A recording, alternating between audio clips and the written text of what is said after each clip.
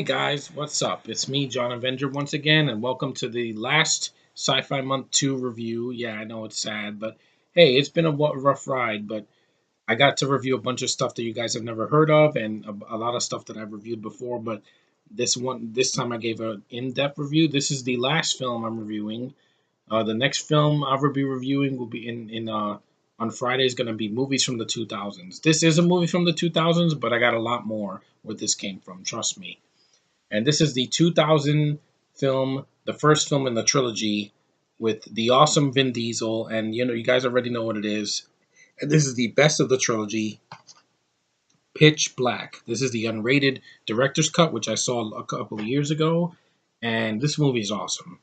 You want to talk about a film that broke out Vin Diesel before Fast and the Furious? It was this one because he had done a couple films before where he had hair. I think it was in Boiling Point or something like that in the late '90s. But this is the film that got him his start and his exposure into it. That's how he got a Fast and the Furious and Triple X, and of course the voice of Groot in Guardians of the Galaxy, which I love his voice. It just fits, and he says three words in the movie, and that's awesome. Here he's really badass. I mean, Riddick is basically an anti-hero in space. He gets convicted of a crime, and he's on a planet with these creatures that attack people. And this has a really good cast too. Besides Vin Diesel, you got Cole Hauser, who's right here in the back. I really like. Well, no, right here, Cole Hauser with the one with the gun. He's awesome in the film.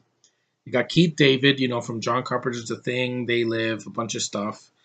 And well, the one cast member I don't care for in the movie is Radha Mitchell. Never been a fan of that actress. She's basically the poor version of Charlize Theron or some other Aussie actress like Margot Robbie. Not a fan of them. You guys already know that. I like most of my actresses are like American because when they fake an American accent, sometimes it just hurts. But that's not about that. This is about this movie. If you want a gory Riddick movie that's not pussified with a PG-13 or is like the 2013 movie where Riddick is not the star of the movie, then see this one. I haven't seen the other two because I've heard mixed things, and I haven't seen Dark Fury, which is an animated movie. But this is the best of the franchise, that's for sure. It has a weird title because it's not called Riddick or Riddick in Pitch Black because this is the introduction to him, but I think that this is a really good film. It's done by David Thwahi or Thwahi, and it's under 2 hours, 150, 112 minutes, I believe. No, 100. Yeah, that's under 2 hours. It's an hour and 52 minutes.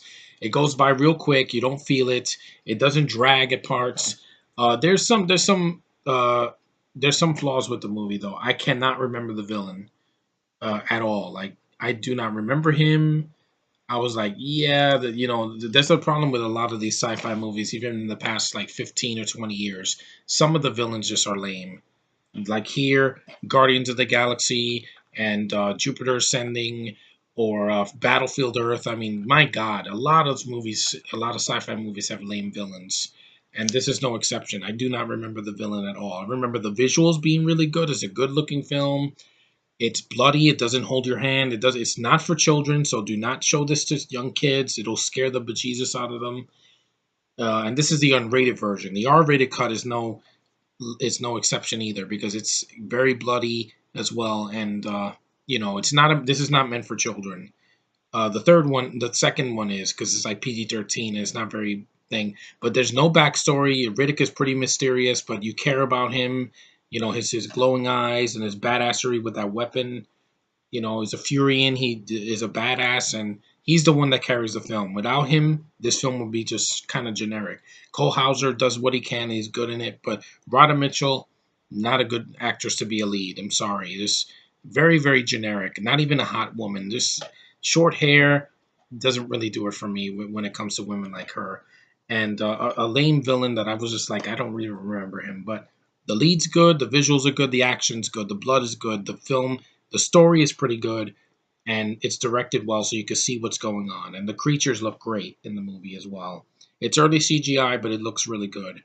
And this is a movie that I would love to. I like to end this month on because it's awesome and it's the best of the franchise. And you couldn't ask for a better lead than Vin Diesel. Is he a one note actor? In some ways, yes, but hey, the guy has an awesome manly voice. He's not a freaking foreigner. He's not like 25 and trying to be a badass, and I don't buy it. No, he's done a lot of good stuff, man. I would say Fast Five is worth it for him, and so was Furious Seven, because once Paul Walker passed away, I'm like, he's the only thing left in the Fast films that I even care about. Him and The Rock, because the rest of the cast, I'm like, they're hit and miss for me. I like Tyrese, don't care about Ludacris in the films, or Michelle Rodriguez or anybody like that. Just not for me. But this is a good movie. Watch it if you can. Get the unrated version because it's the complete version of the film that the director wanted you to see.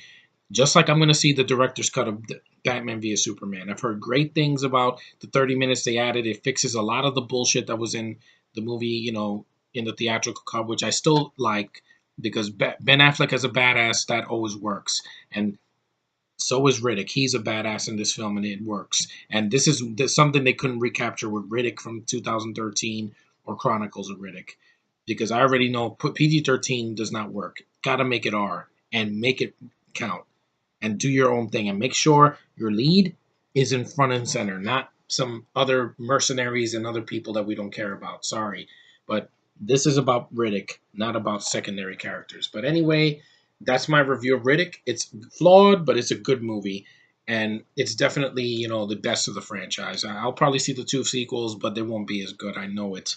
But I would like to see a fourth movie. If not, then just a triple X sequel that's done right. I know Vin Diesel is in talks to come back as Xander Cage. I still need to see the first movie. The second one I'll probably skip because he's not even in it. And I will see his other films, the other Fast and the Furious films. I haven't seen the first one. His cameo in the third one, the fourth one, the sixth one. But eight, I'm gonna stay away from Fast Eight because I don't like Charlize Theron. She's thrown in there just for no reason. And Paul Walker's death, pretty much, that was the end of it for me. But anyway, that's not about him. Rest in peace, Paul Walker. But Vin Diesel's still around, and I hope he keeps making good movies because I love Guardians of the Galaxy. It's one of his best roles that he's not even on screen, and the guy sells it. But anyway, that's the end of Sci-Fi Month 2, guys.